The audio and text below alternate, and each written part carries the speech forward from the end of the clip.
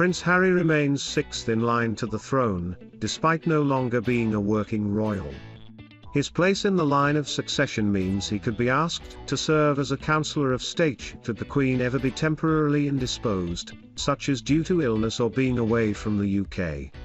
But as Prince Harry is now based in the US, he may not be able to fulfill his duties, and it has been suggested that Princess Beatrice gets the role instead. In recent weeks, there have been many discussions surrounding the health of Britain's longest-serving monarch, Queen Elizabeth II. The Queen was admitted to hospital for one night in October and has cancelled all of her royal duties until at least November 14 on doctor's orders. Buckingham Palace said the Queen can still carry out her desk duties during this time. But should the Queen ever need to fully step back from her role as sovereign, other royals will be required to step in. Counsellors of State usually include the monarch's spouse, and the next four people aged 21 and above in the line of succession. These counsellors can carry out most of the monarch's official duties while they are temporarily indisposed. As the line of succession stands, Prince Charles, Prince William, Prince Harry and Prince Andrew are all eligible to serve as Counsellors of State, should the Queen ever be indisposed. But Prince Harry may lose the chance to be a Counsellor of State in the future, as he is no longer based in the UK. Vernon Bogdanor, the author of Monarchy and the Constitution and Professor of Government at King TMS College London, told the Mail on Sunday, "A counsellor not domiciled in the UK cannot act, so that excludes Harry. If Harry was excluded from serving as Counsellor of State, the role could pass further down the line of succession." Mr. Bogdanor added, the next in line and over the required age of 21 would be Princess Beatrice. As the eldest daughter of Prince Andrew, Princess Beatrice is 10th in line to the throne. But there have also been reports that Prince Charles' wife Camilla, Duchess of Cornwall, could take on the role. Camilla holds no place in the line of succession as she married into the royal family. But unlike Princess Beatrice, Camilla is a working member of the royal family already. And Camilla would also be eligible to serve as Counsellor of State for her husband Prince Charles when he is king. So it may be that she could take on the role a bit earlier than planned. Sussexes have been losing followers on Instagram, while the Duke and Duchess of Cambridge's follower count keeps on increasing, according to new data. British data analysis firm Hypordita has revealed that 700,000 people have stopped following Prince Harry and Meghan Markle's Instagram account in the past year, The Sun reported. Meanwhile, the Duke and Duchess of Cambridge now boast 13 million followers on the same platform, gaining 1 million new royal fans in 12 months, and the Queen's royal family account has 1.3 million more followers. Royal experts have claimed that people have grown tired of the Duke and Duchess of Sussex attitude. Royal commentator Angela Levin said, "They tell people to be compassionate, yet neither are compassionate towards their own families. They complain of climate change and tell us to be green, yet they then hop on private jets. People are deciding they don't agree with their behavior and switch off." Research by the publication found that only 66% of Harry and Meghan's followers are people, and that the rest of the followers are likely bots who mass follow big names account. But it wasn't specified how many bots followed the Cambridge's account, who last updated to their Instagram page on Friday the 20th of August. The popularity of the Sussex couple have known highs and lows since they stepped down as senior royals in March 2020. In April, it was reported that Harry and Meghan's popularity kept dropping and were the lowest they had ever been following Prince Philip's funeral on April 17. The couple's popularity previously plummeted in the wake of their explosive interview with Oprah Winfrey, in which they made accusations of racism within the royal family. And they haven't regained favour with the British public since, with Prince Harry's popularity falling another 3 points following the funeral of the Duke of Edinburgh on April 17, a YouGov survey found. According to the data, of more than 1,700 Britons between April 21 and 22, public opinion of Prince Harry had remained largely negative despite his return home for the funeral of his grandfather. The figures showed 43% of Britons had a positive opinion of Prince Harry, while 49% regarded him negatively.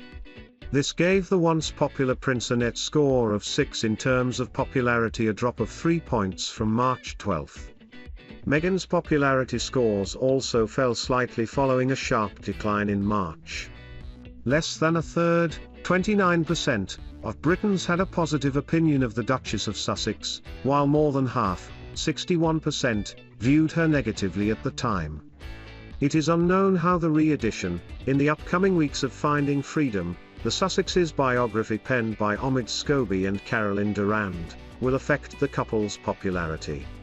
Scobie claimed that Harry, 36, and Meghan, 40, initially tried to find a way to compromise with the royal family that would have allowed them to be half in, half out as far as their roles were concerned.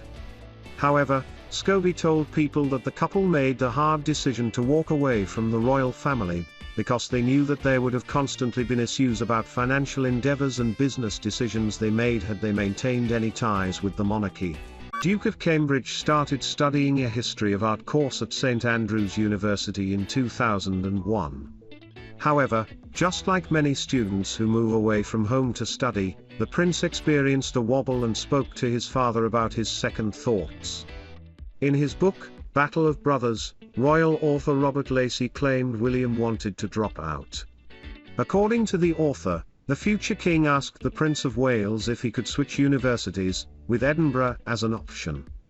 Charles's spin doctor at the time, Mark Bulland, told the royal expert, "It was no different from what many first-year students go through. We approached the whole thing as a wobble, which was entirely normal." St Andrews had a flexible course structure, and when they heard that William might be happier majoring in geography, they made sure there were no roadblocks. But royal aides urged Charles to demonstrate more fatherly backbone with his son. At the time, Prince William described his experience as a first-year university student as being daunted. He told Press Association, "I was like most people, I think, when you first come to university. It's new surroundings, new scenery, and I wasn't quite sure what to expect." Majesty, 95, spent Wednesday night in hospital, her first overnight hospital stay in 8 years after cancelling official duties. This included cancelling a planned trip to Northern Ireland on doctor's orders. Royal family doctors sent the Queen to be seen by specialists in London, with her medical team reportedly acting out of caution to have her admitted to King Edward VII Hospital in Marylebone before she was discharged the following day. Buckingham Palace insisted Her Majesty was in good spirits following preliminary investigations during her hospital visit. Over the past 3 weeks, she has taken on an impressive 14 engagements, but whilst often using a walking stick. Last week, she used it at Westminster Abbey and Cardiff, but it was nowhere to be seen at Tuesday TMS Global Investment Summit at Windsor Castle. The Queen will celebrate 70 years on the British throne in 2022, historic as it will be the first time any British monarch has reached that incredible milestone.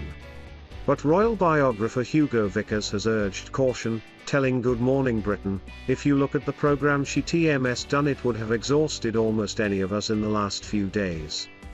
Given that next year she TMS got a very big year, the Platinum Jubilee, to mark 70 years on the throne, the palace, do need to be careful, I think, so let TMS hope she is getting some rest." Mr. Vickers said most of the Queen's programmes are arranged for her, adding Her Majesty finds it difficult to say no to things as she doesn't want to let people down. But the royal expert also warned, she can of course say no and occasionally she does, but I do think sometimes they really do need to consider how to make it as easy as possible, get maximum exposure of the Queen with minimum effort to her to not tire her too much. Also speaking on GMB, the Queen's former press secretary Dickie Arbiter said, "She had a very punishing programme in October, and I guess the thing that really knocked her back was Tuesday night." It was understood the Queen was back at her desk at Windsor Castle on Thursday afternoon, just hours after she arrived home from hospital. She was reportedly reading her official government red boxes and is now expected to rest for the remainder of this week. Buckingham Palace said in a statement, Following medical advice to rest for a few days, the Queen attended hospital on Wednesday afternoon for some preliminary investigations, returning to Windsor Castle at lunchtime today, Thursday, and remains in good spirits. Don't miss. Royal family, out of control. Meghan's political plea sparks fury. Latest Prince Charles reduced to tears trademark after Prince William TMS confession, report heightened concern about Queen's health. Comments: it was believed Her Majesty remained in hospital overnight as it was getting too late to take her on a 26-mile trip home. There remain hopes she can still attend the COP26 climate change summit with world leaders in Glasgow, which begins on November 1st. The government's Care Minister Gillian Keegan said, "We were all concerned to hear but absolutely delighted she seems to be on the mend. She's an absolutely phenomenal, remarkable woman and I don't think we'll see anything like her again."